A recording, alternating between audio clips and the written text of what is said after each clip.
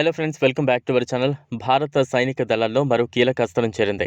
ఒడిశా తీరంలోని APJ Abdul Kalam దీవిలో దీర్ఘశ్రేణి hypersonic క్షిపణిని విజయవంతంగా పరీక్షించారు.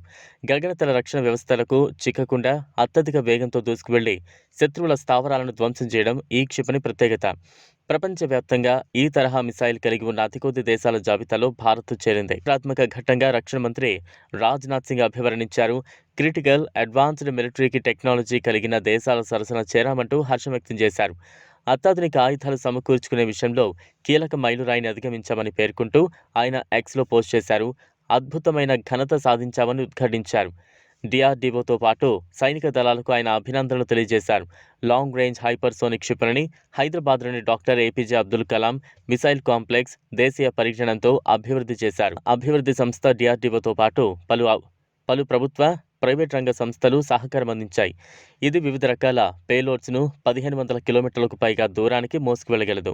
ప్రయాణం మధ్యలో దిశను మార్చుకోగలదు. సాధారణంగా హైపర్సోనిక్ మిసైల్స్ పేలుడు పదార్థాలు లేదా అణువార్ హెడ్లను మోసుకువెళతాయి. ధ్వని వేగం కంటే 5 రెట్లు అధిక వేగంతో దూసుకువెళతాయి. అంటే గంటకు 1220 కిలోమీటర్ల వేగంతో ప్రయాణిస్తాయి. కొన్ని అడ్వాన్స్డ్ హైపర్సోనిక్ మిసైల్స్ ధ్వని వేగం కంటే 15 రెట్లు వేగంతో ప్రయాణిస్తాయి. చైనా దేశాలు హైపర్సోనిక్ క్షిపణుల అభివృద్ధిలో ముందంజలో ఉన్నాయి. France, Germany, Australia, Japan, Iran, Israel తదితర దేశాలు సైతం ఈ తరహా క్షిపణుల అభివృద్ధిపై ప్రత్యేకంగా దృష్టి పెట్టాయి.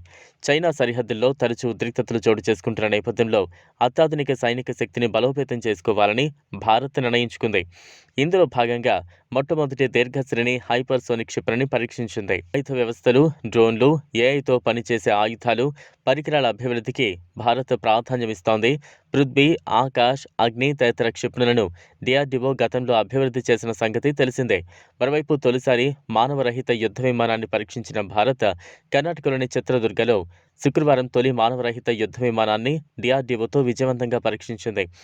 ఇది దేశీయంగా అభివృద్ధి చేసిన విమానం. ఏరోనాటికల్ టెస్ట్ రేంజ్ నుంచి దీన్ని ప్రయోగించి పరీక్షించారు. ఈ సందర్భంగా మానవరహిత యుద్ధ విమానాలను అభివృద్ధి చేయడంలో ఒక పెద్ద విజయం సాధించినట్లు డిఆర్డీఓ పేర్కొంది. భవిష్యత్తులో మానవరహిత విమానాల అభివృద్ధికి కీలకమైన సాంకేతికతను నిరూపించడంలో ఈ విమానం ఒక ప్రధాన మైలురాయిగా నిలిచిందని కూడా వెల్లడించింది. ఈ విమానం సమీప భవిష్యత్తులో మానవరహిత స్టెల్త్ ఎయిర్ క్రాఫ్ట్ అంటే స్టీల్త్ యుఏవీల అభివృద్ధికి ఒక ప్రభావవంతమైన అడుగుగా పరిగణించబడుతోంది. డిఆర్డీఓ కర్ణాటకలోని చిత్రదుర్గలోని ఏరోనాటికల్ టెస్ట్ రేంజ్ నుంచి autonomous flying wing technology demonstrator యొక్క మొదటి విమానాన్ని విజయవంతంగా నిర్వహించింది. పూర్తిగా స్వయం ప్రతిపత్తితో పనిచేస్తూ ఆటోమేటిక్ విమానం టేకాఫ్, వే పాయింట్ నావిగేషన్, మృదువైన టచ్ డౌన్తో సహా ఖచ్చితమైన విమానాన్ని ప్రదర్శించింది. ఈ వీడియో మీకు నచ్చినట్లయితే లైక్ చేయండి, షేర్ చేయండి, ఛానల్ను సబ్స్క్రైబ్ చేసుకోండి. Thanks for watching.